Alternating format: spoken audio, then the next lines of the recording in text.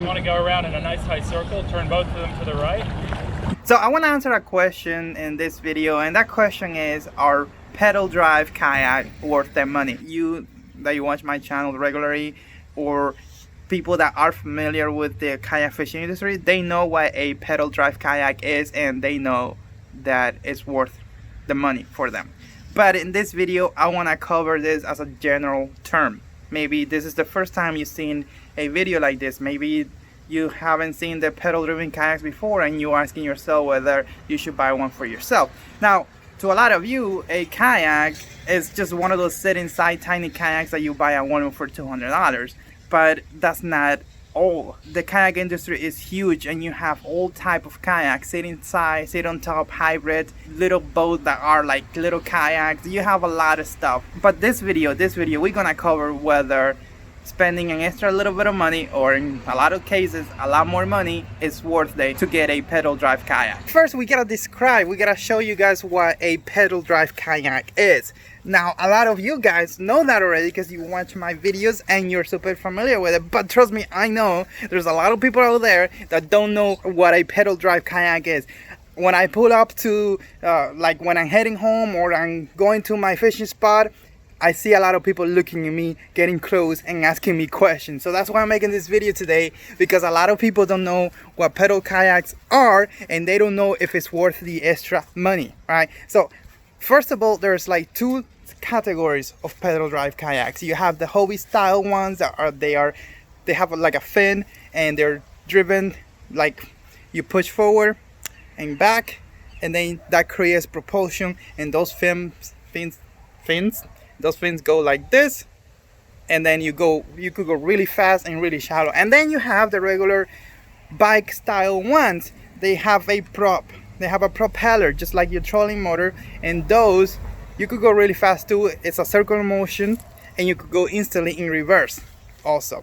But we're gonna get more into the details of how they work and all that stuff in this video. I just want to answer this question: are they worth the money? Many times they will charge you, a company will charge you $1,000 more for the same kayak just because it has the drive system on it. So when you think of kayaking, you probably just think about one of those kayaks that you buy at Walmart for like $200, and you sit inside and you take a little paddle and you go. And it only moves if you move your hands.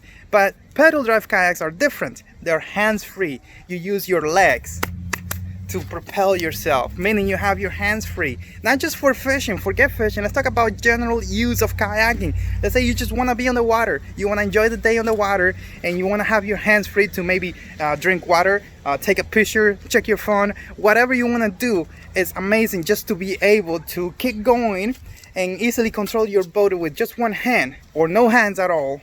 Keep going to your destination and take the pictures, take a second to drink a sip of water, and things like that.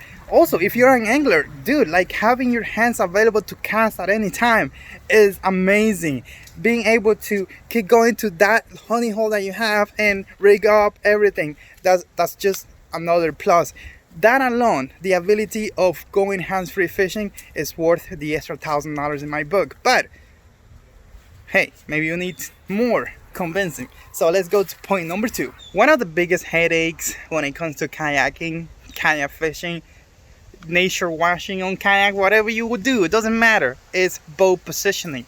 A lot of times you want to stay in one little spot because you're looking at that bird taking off, or you're looking at that fish, or whatever, boats are passing by, it doesn't matter. A lot of times you just want to stay in one spot, and you can't, because you need to keep using that paddle, you need to keep using your hands to stay in that position, and it's horrible. But if you have the propel style system, dude, you can stay in one position easier. You could control that boat. You could go in reverse quickly if you have to. Even with the Hobby Mirage 180 drive, which if you don't know anything about that, I'm going to link a video here so you know everything about it now. Keep watching this video and then whatever. Even with that one, you're going to be able to quickly go in reverse, go forward, and maintain both positions. You could stay pretty much in the same spot. Of course, you got to be active. You're going to have to be doing stuff, but you could maintain better position with that style than having a paddle in your hands, right? Because the only thing you're gonna be able to do if you have a paddle in your hands is just use the paddle. But having your hands free, because you have the drive, is huge. It's huge. Something that you guys really maybe don't pay attention to is speed.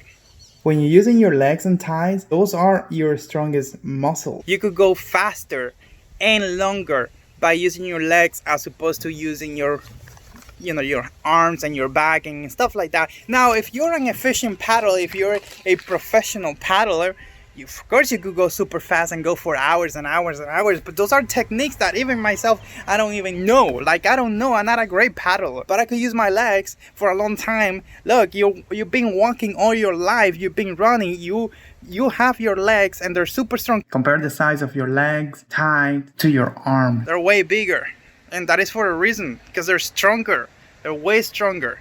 So why not use your muscles, your biggest muscles, to propel your kayak? Not only that, you're gonna be able to maintain that speed longer, get to your spot faster, and also you're gonna be safer. I remember myself fighting currents on a paddling boat and not being able to take 1 second to take a sip of water because the current would take me back. Having a drive there, I could just keep going. So that's another, in my book, is another reason why you should. It's definitely worth the money. Look, this is not just for fishing, this is for everything. Like I said, like, there's nothing more relaxing, at least for me, than just being on a little kayak on the water, just smelling the nature and looking at nature, and it's just super relaxing. And having a drive system on a kayak makes it a lot more enjoyable and a lot safer. But there's more. Perhaps the biggest selling point for a pedal drive kayak is how good they are when it comes to new people. Like, they're so easy to use. I have put countless people on kayaks that have never been on a kayak before, and I just put them on a propel drive kayak and they took off. They were able to use it, turn left or right, and go fast, because you don't have to learn anything about paddling. You know what to do. If you have used a bike before in your lifetime, you know what to do.